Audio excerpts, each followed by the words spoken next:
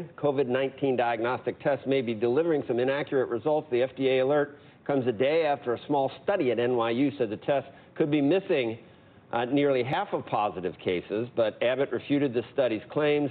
The test has been used at the White House to test the president, vice president, and other top officials routinely. Abbott said it would change its test restrictions to tell users that negative results are presumptive and should be verified with an alternative test for patients with signs of the virus. That matches the guidance given in the FDA alert. I've heard it's 85% accurate, which is not as good as some of the other ones, but it is fast. Joining us now, Dr. Scott Gottlieb, former FDA commissioner. He's also a CNBC contributor, serves on the boards of Illumina and Pfizer. Doctor, the way this disease works, the way this virus works, we still don't know everything. We don't know when you even can test positive, even though you might have it, because it's novel, hence the word novel.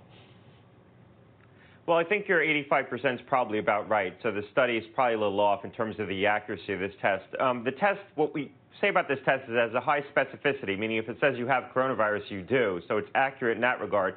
But it has a lower sensitivity than some other tests like the PCR-based tests. So for a certain percentage of patients, it's going to say you're in the all clear, you don't have coronavirus, when in fact you do. It's not a problem with the test per se. We understand that tests like this, these rapid tests, have a lower sensitivity than the tests you might send off overnight. It's how it's being used. In a doctor's office or a provider's office, if you use a test like this, and let's say you have 100 patients coming with coronavirus, and you can use a rapid, cheap test to say 85 of them have coronavirus right there in the doctor's office, that's a really good test.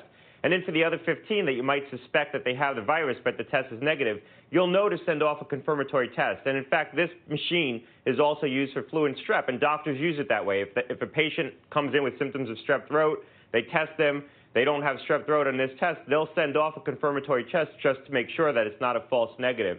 So the problem isn't the test per se, it's how it's being used. You don't want to use a machine like this to screen asymptomatic people where if the machine says you don't have it, you're not going to do any other follow-up. Also, I'll just point out, they're using this test to screen visitors in the White House, and they're using it to screen staff. We don't know if they're using it to screen the president or the vice president. They might be using PCR, more reliable platforms for that. We just don't know. Okay. The PCR test, you would say that would detect even if you were exposed to someone like earlier that day, and you did have some copies of the viral genome, or the virus was there, you think the PCR test is able to detect that? If you take that, there's no way you're getting a false negative. No, that has some false negatives as well, okay. And it also depends on when you get tested. So there was a good study about 2 days ago. It looked at the viral load in terms of when you get tested, and there's sort of a peak early on, so you can capture someone early, and then it goes down a little bit, and then it comes back up. And so timing of testing is important here. That test can miss people as well. And just to be clear, the ID Now, the Abbott machine, does also look for the viral RNA. So it kind of works like the PCR test. It's just different in how it does it. Let me just ask you quickly before, then we got Andrew and Beck both one in. So the whistleblower yesterday, Rick Bright, what you saw, what you heard, the headline in the New York Times should, wait a minute, no, don't do that. The headline in the Wall Street Journal should be what, do you think? What would you write? Well, I didn't listen to the whole testimony. I mean, I thought what he said that was important was talking about the fall and the risk that this comes back in the fall, and we've talked a lot about that. And so, I think that there'll be better tools in place. We'll have better procedures, screening in place to deal with the risk in the fall. But I think we need to understand that this is likely to be a virus that is endemic. It's going to be with us, and we need to grapple with it. We can grapple with it much more effectively going forward. I thought that was the important thing that he said. I saw him get into that in length. I thought that was an important message. I don't know how a whistleblower talks about the future with his opinion about how that's going to be. That doesn't sound like a whistleblower. I don't know what that sounds like. Anyway, who wants in? You're both raising. I'm going to see who raises their hands. I think Andrew raised it first, though, earlier, Becky. I hate to do this. Okay, fine. I didn't I'd rather pick you. But I don't. Okay. Andrew, I'm sorry. Okay, teacher.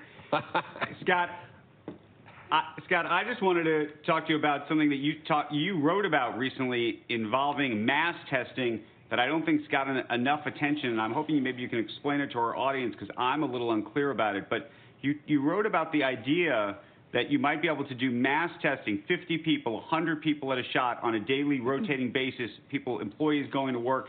Effectively, it sounded like spitting into something collecting all of that, sending it off overnight, and then finding out whether those 50 or 100 people have it. If they do, or if somebody's positive, then they retest everybody in the group. If they don't, everybody's clear. I don't know if that's a good explanation of it, but explain what you were talking about. All right, so just briefly, there's different tools for different purposes. You have the rapid test like the ID Now, very good in the provider's office for getting a quick answer. You have the PCR-based test, very good for getting a very accurate answer. You have to wait for overnight.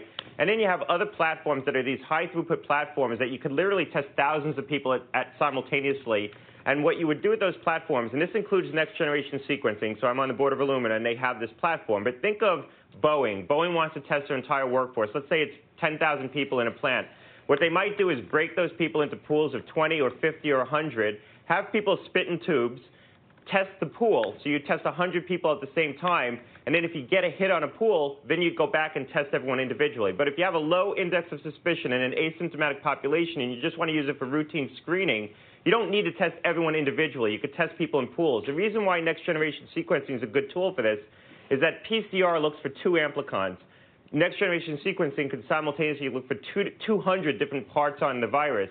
And so if you're trying to screen a pooled sample where you want something that's very sensitive, very specific, next-generation sequencing, there's other platforms, too, that can do this, that can look at a pooled sample and give you a sensitive, reliable answer.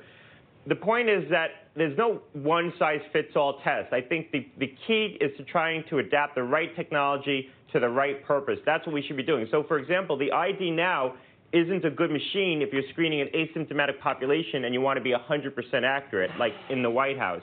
You might want to use PCR or the Cepheid Gene Expert. That's a much better machine. You're not going to get false negatives with that machine. All right. Doctor, just so I understand this.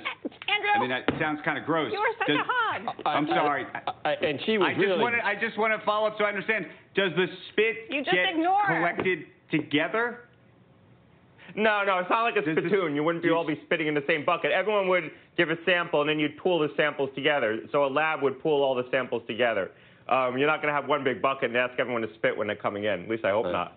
Although they test sewers and stuff to get anyway. They're talking about that as a possibility. They haven't really perfected that technology. I don't want that job. Becky's got a lot of questions. Go for it, Becky. I'm sorry. She's a great waver, too, when she wants to ask one. I mean, she's going, remember in school? Leaving my hand, ignoring me. Okay, go ahead. Right, I know. Okay. So anyway, doctor, let's talk a little bit about what the CDC said yesterday. They issued a warning to doctors across the nation saying to be on the lookout for a coronavirus-related disease in children. And we talked yesterday about the Lancet article that said, and I misspoke when I described it, there was a 30-fold increase, not 30%, but 30-fold increase in a Kawasaki-like disease that they found in an Italian province that was hit very hard by coronavirus. This is something that parents everywhere are kind of listening to. How big of a concern is, what does this mean?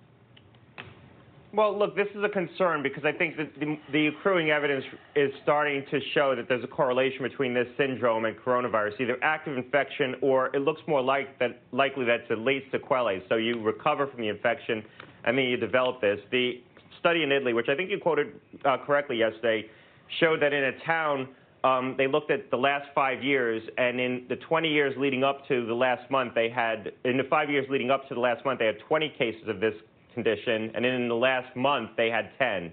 And so clearly, a preponderance of the cases happened in a very short period of time that coincided with when coronavirus was going through this town. The alert from CDC really is the first authoritative statement from the federal government that correlates the syndrome with coronavirus. So they call it associated with coronavirus. And actually, they put out a case definition for the first time of what this syndrome is. And in that case definition, they say current or prior infection with coronavirus. And they talk a lot about a cluster in the UK around April 26, late April, and now the clusters we're seeing in the United States. And so this might be a late sequelae where people recover, kids recover, and then they develop this syndrome. What we don't know, again, and we talked about this, is the denominator. How many kids have had coronavirus? Is it thousands, or is it more likely tens or maybe even hundreds of thousands of kids? And this is a rare condition over a large denominator. And the other curiosity here is we haven't seen these reports coming out of Asia. So we see them coming out of Europe now. We're certainly seeing them coming out of the United States. We haven't seen this reporting coming out of Asia. It could be that they're missing it. Could be that kids are getting the infection at a lower rate there. There could be other factors that we don't fully understand. All right. Thank you, Doctor. Becky's going to take us to tea. I was just listening to you. You're part doctor, part public policy because of your FDA experience. And I think that would you characterize you as 50-50 in terms of how to do this? I think you know that the economy is an issue to reopen. Whereas if you're purely a scientist or a doctor, you may be 100% that and want to stay closed forever. I think Zeke Emanuel said, what, like we can open in like 2035 or something like that. So you're sort of in the middle, right? Is that how you? Well, I have a 100% medical degree. But you're a policy guy and realize that the reopening is got to be done.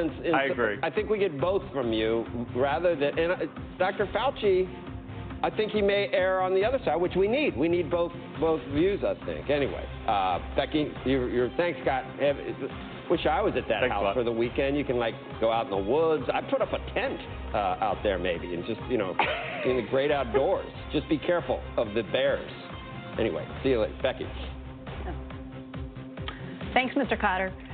When we come back, we're going to talk to Eunice Yoon about the changes to daily life in China that we could very soon be seeing here in the United States. Right now, as we head to a break, let's take a look at some images of the pandemic from across America yesterday.